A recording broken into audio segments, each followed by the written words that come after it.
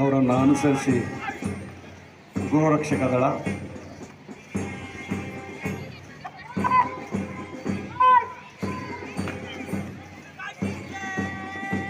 ಮೂರನೆಯ ತಂಡ NCC ತಂಡ, ಕೊಟ್ರೇಶ್ವರ ಕಾಲೇಜಿನ NCC ತಂಡ, ನಾಲ್ಕನೆಯ ತಂಡ ಸರ್ಕಾರಿ ಪದವಿ ಪೂರ್ವ ಕಾಲೇಜ್ ನೇತಾಜಿ ರೋವರ್ಸ್ ಘಟಕ, ಅದರ ನಾಯಕ ಅಭಿಷೇಕ್. ನಂತರ ಸರ್ಕಾರಿ ಬಾಲಕಿಯರ ಪ್ರೌಢಶಾಲೆ BM ಪೂರ್ವಿ ಅದರ ನೇತೃತ್ವವನ್ನು ವಹಿಸಿದ್ದಾರೆ. ಸರ್ಕಾರ ಬಾಲಕರ ಪ್ರೌಢಶಾಲೆಯ ಮತೀನ್ ಬೇಗ್ ಅವರು ನೇತೃತ್ವ ವಹಿಸಿದ್ದಾರೆ. ಜ್ಞಾನಸುಧ ಆಂಗ್ಲ ಮಾಧ್ಯಮ ಶಾಲೆಯ ಹುಲ್ಗೇಶ್ ನಾಯಕತ್ವವನ್ನು ವಹಿಸಿದ್ದಾರೆ.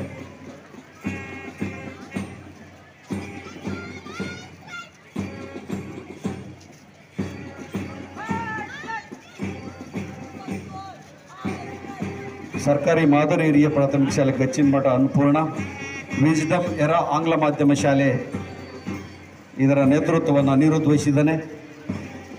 ಹಿಂದೂ ಪ್ರೌಢಶಾಲೆಯ ಗೈಡ್ಸ್ ಘಟಕ B ಸಂಜನಾ ಇದರ ನೇತೃತ್ವವನ್ನು ವಹಿಸಿದ್ದಾಳೆ. ಹಾಗೆಯೇ ಗುರುದೇವ ವಿಕಾಸ್ ನಾಯಕತ್ವವನ್ನು ವಹಿಸಿ ಗೌರವ ಸಮರ್ಪಣೆಯನ್ನು ನೆರವೇರಿಸ್ತಾ ಇದ್ದಾನೆ. ಅವರನ್ನು ಅನುಸರಿಸಿ ಗುರುದೇವ್ ಆಂಗ್ಲ ಮಾಧ್ಯಮ ಹಿರಿಯ ಪ್ರಾಥಮಿಕ ಶಾಲೆ ಮೇಧಾ ಅನಿರುದ್ಧ್,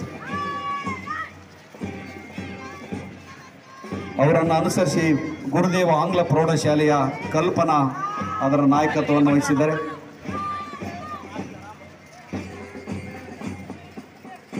ನಂತರ ನವಚೇತನ ಆಂಗ್ಲ ಮಾಧ್ಯಮ ಶಾಲೆಯ ರಘು ಇದರ ನಾಯಕತ್ವವನ್ನು ವಹಿಸಿದ್ದಾರೆ.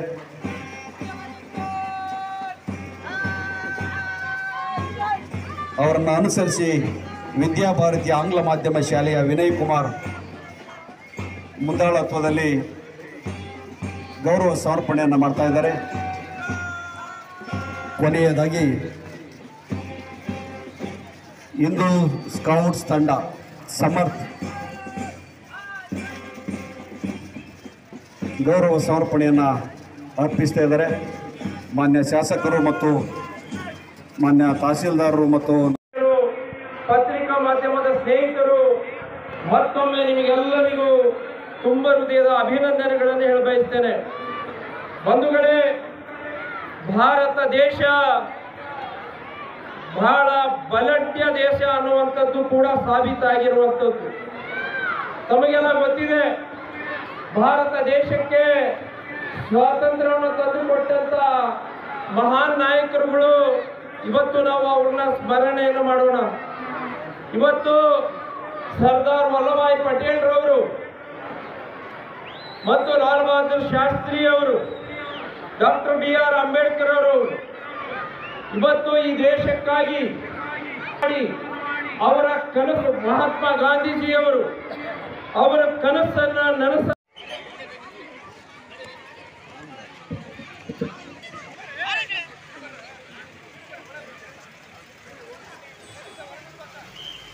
ವಾಹನದಲ್ಲಿ ಸಾಗ್ತಾ ಇದ್ದಾರೆ. ಅವರ ಜೊತೆಗೆ ನಮ್ಮ ಪಟ್ಟಣ ಪಂಚಾಯಿತಿಯ ಹೆಮ್ಮೆಯ ಅಧ್ಯಕ್ಷನಾಗಿರ್ತಕ್ಕಂಥ ಮಾನ್ಯ ಶಾಸಕರು